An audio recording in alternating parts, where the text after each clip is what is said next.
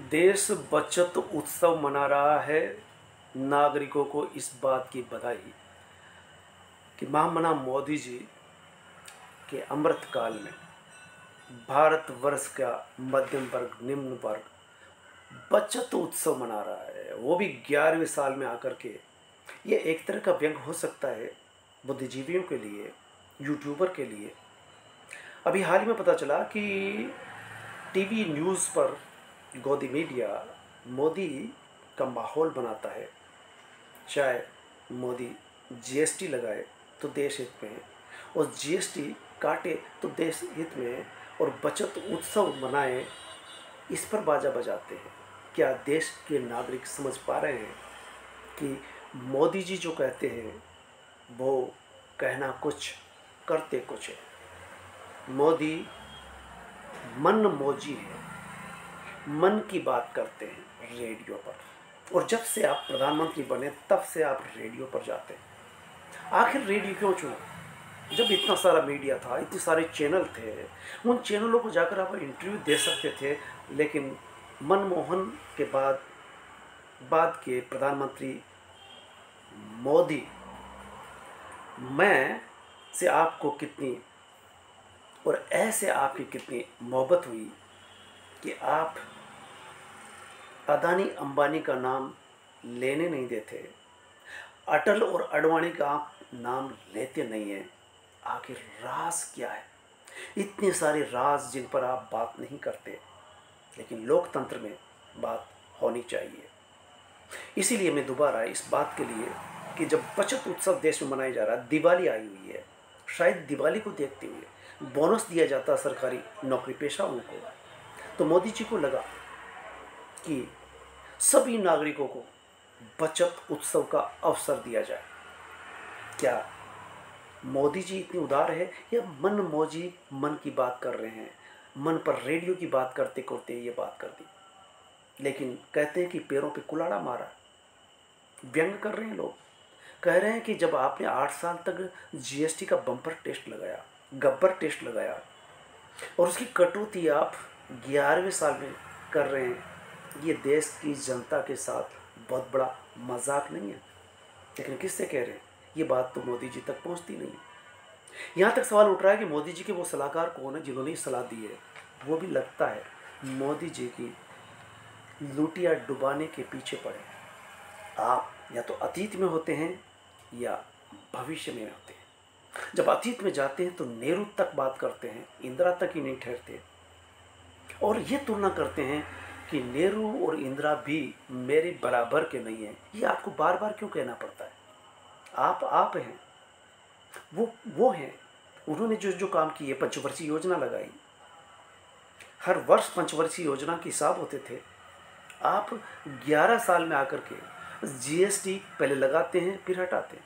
आप नोटबंदी लगाते हैं, फिर नोट आपने 2000 का चलाया वो आपने बंद कर दिया। आप पहले लगाते हैं फिर पीछे हटते हैं। 3 बिल किसानों के लिए लाते हैं, और किसान जब सांस मरने लगते हैं, आंदोलन जब ऊंचाई पर होता है, तब आप बड़े मासूम सा बयान देते हैं कि मेरी तपस्या में कोई कमी रह गई होगी। फिर आपने मन की बात कही। आप मन की बात से ऊपर उठ ही नहीं पाए। या तो अतीत में होंगे, या फिर भविष्य में 1947 तक की योजना बनाएंगे। आप क्या 100 साल का होने के बाद भी पीएम बने रहना चाहते हैं? नॉन बायोलॉजिकल क्या नहीं कर सकता, ये भी आपने कहा। बीच में आपने कहा कि माता जी का अपमान हुआ, दूसरों ने किया। मुझे लगता है कि लोग थोड़ा दिमाग के पुर्जे खोले, कान खोले और सुने कि जो व्यक्ति अपनी माँ का सम्मान नहीं कर सकता, कैसे कह रहा हूँ मैं, तो सुनिए। कोई पहला व्यक्ति होगा जिसने कहा कि माँ के मरने के बाद मुझे पहली बार एहसास हुआ कि मैं नॉन बायोलॉजिकल हूँ। ये बात न किसी संतरी ने कही आज तक, न किसी मंत्री ने कही। ये मनमौजी मोदी जी कह सके, और इस बात को शायद जनता समझे न समझे। भक्त अपने ही पक्ष में बुना रहे हैं। गोदी मीडिया इस पर भी बाजा बजा रहा है। अटल आडवाणी का आप नाम लेते नहीं, अदानी अंबानी का नाम आप लेने नहीं देते। ये लोकतंत्र है। आप एहसान मंद है आडवाणी के, अटल के। सुन लीजिए, आडवाणी ही थे जो आपको लेकर के आते हैं केंद्र में, और आप आडवाणी को मार्गदर्शक मंडल में डाल देते हैं। अटल बिहारी का एहसान इसलिए मानना पड़ेगा कि गोधरा कांड हुआ था, तब उन्होंने कहा था कि आप राजधर्म निभाइए, सिर्फ राजधर्म निभाइए। इस वक्त जो आपका राजधर्म है वो क्या है, ये ताकीद की थी, और बोरिया बिस्तर बंधवाने के लिए आपने तैयारी कर ली थी। लेकिन अटल जी आडवाणी के बहकावे में आकर के, और आपने को आडवाणी ने फिर बचाया था। अटल जी ने लोकतंत्र का पाठ पढ़ाया था, लेकिन मनमोजी मोदी। अटल जी अभी हाल ही में गए, आपने उनकी खबर तक नहीं ली। केवल अटल सेवा केंद्र खोल दिया गया, यानी नाम रख दिया गया। नाम से क्या होता है, काम भी होना चाहिए। आखिर क्या कारण है कि पटेल की मूर्ति आप ऊंची से ऊंची बनाते, जबकि वही पटेल आरएसएस पर बैन लगाते हैं।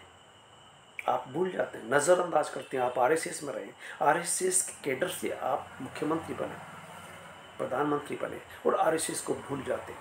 आडवाणी को जैसे भूलते हैं, अटल को जैसे भूलते हैं। ये आपकी वो एथिक्स है, वो नैतिकताएं हैं जो जनता को पता होना चाहिए कि कोई नेता, जन नेता के कुछ मूल्य होते हैं, सामाजिक, राजनीतिक नैतिकताएं होती है, एथिक्स होते हैं।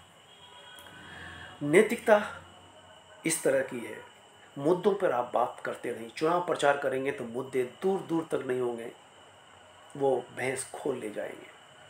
हिंदू मुस्लिम आएगा, पाकिस्तान आएगा, चाइना नहीं आएगा, अमेरिका नहीं आएगा।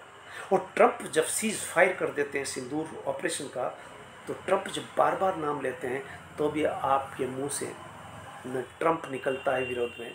और अगर मणिपुर जलता रहे तो मणिपुर का मैं नहीं निकलता। और जब पहलगांव हो गया तो पहलगांव न जाकर के आप चुनावी सभा में पहुंच सकते हैं। आखिर जहाँ घटना घटती है वह आप वहाँ नहीं होते।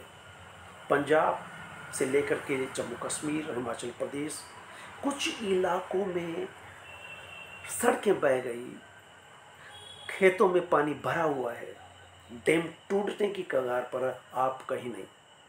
वहाँ राहत पहुँचनी चाहिए, वो पहुँचने के बजाय आप बचत उत्सव की चिंता कर रहे हैं। अगर इतनी बचत उत्सव की चिंता थी तो जीएसटी आप ही ने लगाई थी, और अब आपको लग रहा है कि जीएसटी ज़्यादा हो गई। अब आपको पता चल रहा है, ठीक उसी तरह से जैसे किसान 3 बिल लाए गए थे। ट्रंप, राहुल और विपक्ष, इनका आप जवाब नहीं देते। लोकतांत्रिक प्रधानमंत्री की ड्यूटी बनती है, लोकतांत्रिक प्रधानमंत्री का कर्तव्य बनता है कि समय समय पर मीडिया के सामने आएंगे, प्रेस के सामने आएंगे। आप देश के नाम बोलते हैं तो देश बड़ी उम्मीद के साथ टकटकी लगा करके देख रहा था कि आप पचेत्र के हो गए हैं। आपने मार्गदर्शक मंडल बनाया था, पचेत्र के होने पर आप शायद इस्तीफा देकर के मार्गदर्शक मंडल की सूचना देने वाले, घोषणा करने वाले हैं। ठीक वैसे ही जैसे आपने नोटबंदी की रात 8 बजे वो घोषणा की थी, जिसे देख करके देश दंग रह जाता है, पैरों नीचे की ज़मीन खिसक जाती है, लोग एटीएम के सामने दम तोड़ देते हैं। हस्र क्या हुआ, करोड़ों अरबों रुपए नोट छपाई में लग गए, बने बनाए नोट रद्दी की टोकरी में चले गए। ये देश की बर्बादी का सबब था। पर्यावरण को कितना नुकसान हुआ, क्योंकि पेड़ कटने पर नोट बनते हैं, कागज़ बनता है। उन्हीं कागज़ से जो चल रहे थे नोट वो रोके गए थे। और हस्र ये हो रहा है कि वोट चोर के नारे लग रहे हैं, तब आप जीएसटी काट करके बचत उत्सव की बात कर रहे हैं। जनता तक ये बात पहुंच गई है कि आप जनता के प्रतिनिधि नहीं हैं, वोट चोरी से आप वहां पहुंच रहे हैं। और अमृतकाल की बात कर लेते हैं। अमृतकाल में जीएसटी, महा बम्पर जीएसटी लगा देते हैं और फिर उससे पैसा इकट्ठा करते हैं। देश की जनता के पैसे पर विदेश घूम रहे हैं, एक देश से दूसरे देश।